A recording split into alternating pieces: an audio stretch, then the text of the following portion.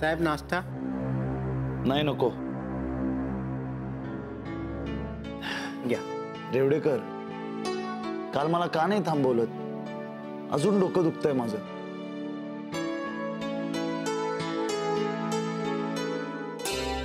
Sir,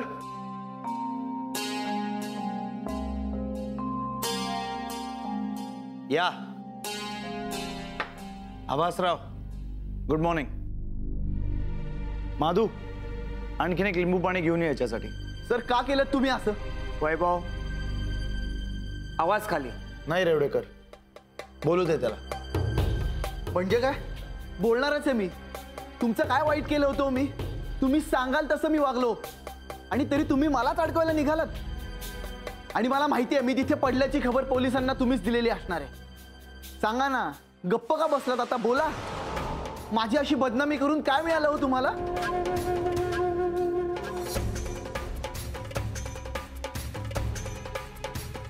शांत हो वैभव. आता तुला काय वाटतंय मी समजू शकतो, पण आपल्या प्लॅनसाठी ही खेळी अतिशय महत्वाची होती. आणि मित्रा, तुला जसं वाटतंय तसं काहीच झालेलं नाही. बदनामी आरजे आभासची झाली आहे, तुझी नाही. तुम्हाला इथे बसून सगळं प्लॅन करणं वगैरे सोपं आहे हो. तिकडे पोलिसांना माझ्या खिशात ड्रग्सची पुडी सापडली. माझं नशीब चांगलं आहे की त्यांनी मला अटक करून जेलमध्ये नाही टाकलं. नाही रे, एवढ्याशा किरकोळ गोष्टींसाठी कोणी कोणाला जेलमध्ये टाकत नाही. किरकोळ म्हणजे ड्रग्स तुम्हाला किरकोळ वाटतात? ती ड्रग्सची पुडी नव्हती, टॅल्कम पावडर होती.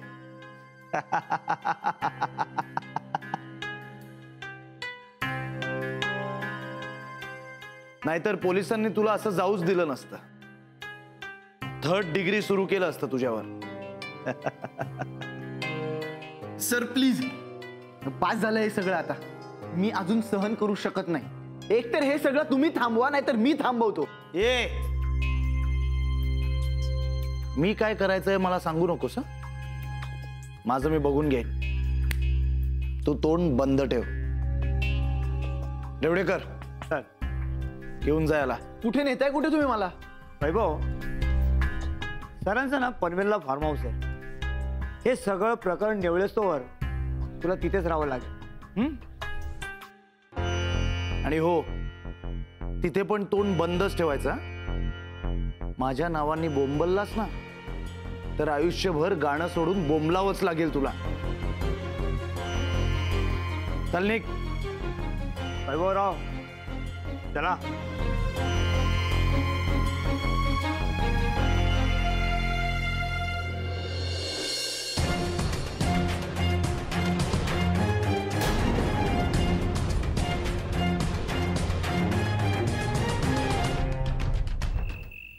सोम्या प्लीज, आज प्रोग्राम करायचा मूड नाहीये. रिशा यार, असा दिल सोडून कसा चालेल मित्रा? हे बघ, सकाळपासून जे काही घडते ना त्याचा धक्का जेवढा तुला मला बसलाय तेवढाच धक्का तुझा प्रोग्राम ऐकणार तुझ्या फॅन्सना पण बसलाच असेल की. मग त्यांच्याशी बोलायला नको? अरे पण बोलू तरी काय? मला काही सुचत नाहीये. रिशा, तुला सुचत नाही? तुला सुचत नाही? अरे माईक समोर आला की तुला आपोआप सुचल रिशा, मला खात्री आहे. तू फक्त तयार हो. चल. ठीक आहे, थँक्यू. चल चल. अरे 8 वाजत आले, तयारी करायला नको का? उठ.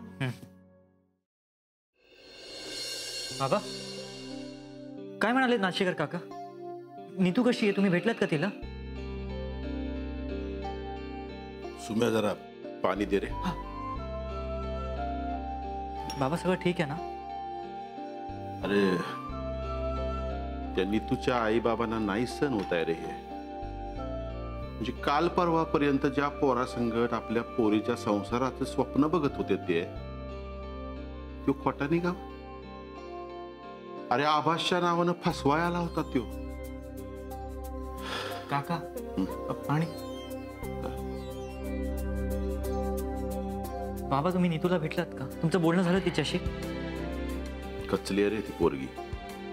वरवर दाखवत नाही, समजा ठीक असल्यासारखंच दाखवते, पण आतून पार कोसळले. बाबा, काका, मी काय म्हणालो, आपण बाहेर जाऊन सगळ्यांच्या जेवणाचा बंदोबस्त करायचा का? नाही म्हणजे अशा टायमाला शेजाऱ्यांची मदत करायलाच हवी ना आपण. चल जाऊया चल. बाबा माझं डोकं दुखतंय, तुम्ही व्हा पुढे. अरे मग डोसकं चेपून देतो, मग जाऊ आपण. एवढं काही सिरियस नाही बाबा, तुम्ही जा, मी ठीक आहे.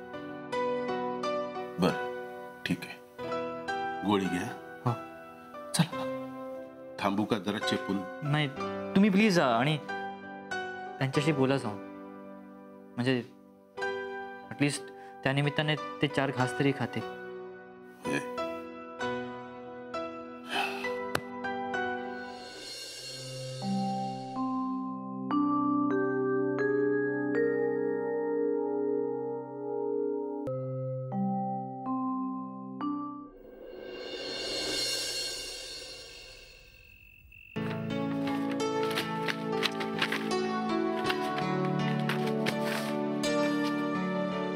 नीतू, माझं डोकं आता काम करत नाहीये. बास यार, थोडा वेळ तरी ब्रेक घेऊया ना आपण.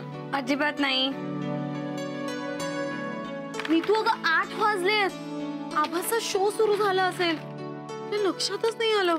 ऐकतेस का तू? चल ना. एक एक लवकर ऐक. तू अगं घे ना आभास. फाईन, मी स्पीकरवर ऐकणार आहे त्याचा शो आज. डन. राम राम महाराष्ट्र. आभास की भास, एकता जगण्याचा खरा टाइमपास या प्रोग्राम मध्ये मी आभास पुन्हा एकदा तुमचं स्वागत करतो. सो मित्रांनो, कसा होता तुमचा आजचा दिवस? आय एम शुअर चांगला होता. आय होप चांगला होता, ग्रेट होता. पण माझा दिवस ना विचित्र होता, वियर्ड. ऍक्च्युली माझा दिवस ना गमतीशीर होता, कारण माझ्या सकाळची सुरुवात झाली एका अफवेने, एका र्युमरने. पुण्यातल्या सोसायटीत नशेच्या गर्तेत सापडला गेला RJ आभास. पोलिसांनी त्याला अटक केली वगैरे वगैरे. पण मित्रांनो, मी तुम्हाला अश्युरिटी देतो, ह्या सगळ्यात एक गोष्ट मात्र खरी, ती ही की तो स्ट्रगलर, तो सिंगर मी नव्हतो. तुमचा RJ आभास नव्हता. पण या सगळ्या गोंधळात एक गोष्ट, एक फिलॉसॉफी सतत माझ्या डोक्यात फिरत आहे. ती अशी की अंत में जीत सच की होगी. मग एक प्रश्न पडला मला की शेवटीच का? सत्याचा विजय शेवटीच का? कारण की शेवटपर्यंत खूप काही सहन करावं लागतं, खूप त्रास होतो. या खरेपणाची खूप मोठी किंमत द्यावी लागते आपल्याला. असो, वेल, हे सगळं मी तुमच्याशी शेअर करतोय कारण की मला माहिती आहे तुम्हाला आणि मला सुद्धा या गोष्टीचा खूप मनस्ताप झालाय. एक खोटा माणूस स्वतःला आभास म्हणून घेतो, लोकांना फसवतो, तुम्हाला, माझ्या फॅन्सना त्रास देतो, हर्ट करतो. आणि या सगळ्यात खोटा ठरतो मी, तुमचा आभास, खरा आभास. असो, पण आय स्ट्रॉंगली बिलीव्ह की शेवटी सत्यच जिंकणार आहे. पण परत तोच प्रश्न, शेवटी का? आय गेस हे कधीच न सुटणारं कोड आहे. एनिवे, तुम्ही मला कॉल करा आणि तुमचे अनुभव मला सांगा की तुम्हाला असं का वाटतं की सत्य नेहमी शेवटीच जिंकतो. ओके, टिल देन ऐका हे गाणं.